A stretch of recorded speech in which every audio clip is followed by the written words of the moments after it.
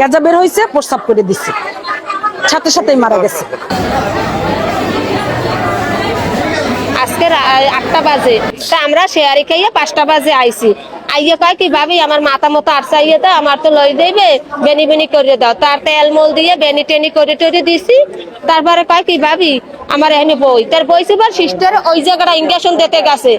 ওই রোগটারও থাই রোগ, ও হেরো নেবে দোনোজনারে নেবে। তো ওই রোগ হলে যাইয়ে 3 দিন ইঞ্জেকশন দিয়েছে, দেওয়ার সাথে সাথে উনি বলে কইছে আমারে ধরেন পর্যা দেয় সাথে সাথে সিস্টার এলে ওনারা আবার ঝগড়া করতে আছে। ওই পাশে আরো একটা রোগীর অপারেশন, ওনারও অপারেশন, 4টা রোগীর আজকের অপারেশন ছিল। তো ওনাকে ইঞ্জেকশন দিছে যেই উনি ওই রোগীটা অসুস্থ হয়ে পড়ছে পর ওই রোগীর গার্জিয়ানে বলতেছে যে আমার রোগীরে ইঞ্জেকশন দিলেন সাথে সাথে অসুস্থ হয়ে বললো, কি হয়েছে? কিছু হয় নাই, আপনারা করেন, ডাক্তার যেটা দিতে বলছে আমরা ওইটাই দিছি, আমাদের কিছু করার নাই, হাত পায়ে তেল মালিশ করেন, সুস্থ হয়ে যাবে।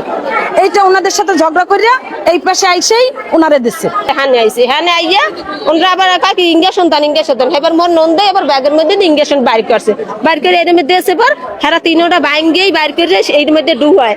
আমাকে আসতে দেন, এত জোরকে দেন ওদের শীত নামায় পরে 3টা ডুবানোর পরে দেখলাম কি কাকি মোরে ধরার পরে দেয় আস্তে টললে পড়ে যাইয়া এমন ভাবে এই গেছে কালামল আর তো নেই। ওনারে দেওয়ার সাথে সাথে 5 সেকেন্ডের সাথে সাথে উনি শুয়ে পড়ছে, বসা মানুষ ছিল, শুয়ে পড়ে মুখ দিয়া গেজা বের হয়েছে, প্রস্রাব করে দিচ্ছে, সাথে সাথেই মারা গেছে। দিদি রেডি করে আমার হাতে দিয়েছে, আমরা তো সবসময় অমিপ্রাজল সেপটিকজন আর ডোলাক এই 3টে ইঞ্জেকশন দেই রুগীর ওটির ক্ষেত্রে। প্যাকেট তো দিদি রেডি করে দিছে, আমি তো আবার ওই রুগী ডাকে ওই মেট্রো পায়, আবার ইয়া পায়, মেরোপেনাম পায়, সবই দিদি রেডি করে দিয়েছে, আমি দিছি। আমি তো আর ও ক্ষেত্রে ওটা ইয়ে করতে পারি না।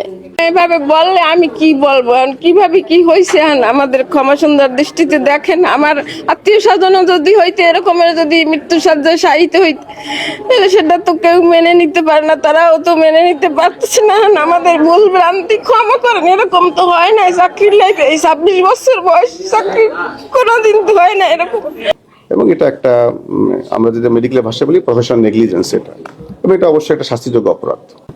আমি দুটো বিষয় আছে, আমার দায়িত্ব হচ্ছে এটা ডিপার্টমেন্টাল ওয়েতে যেভাবে মামলা করে সেটা অলরেডি আমি ডিজি হেলথে কথা বলেছি, বিনোদের কথা বলেছি, এটা আমি করবো একটা। আর আমি ওদের যে রোগীর যারা আছে রোগীকে বলেছি আপনারা একটা পুলিশ কেস করেন, কারণ এটা একটা তাদের একটা ইয়ে আছে এবং যত ধরনের সহায়তা লাগে আমাকে দিব। এখন তাদের ভুল হোক বা যাই হোক একটা অপরাধ, এবং এটা যদি আমরা একটু শক্তভাবে ডিল না করি এটা ভবিষ্যতে আবার একই পুনরাবৃত্তি হবে। এবং এটা কিন্তু বাংলাদেশে বা পৃথিবীতে নতুন না, আগে হয়েছে, ভবিষ্যতে হবে, কিন্তু এটাকে আমাদেরকে শক্ত হইতে হবে।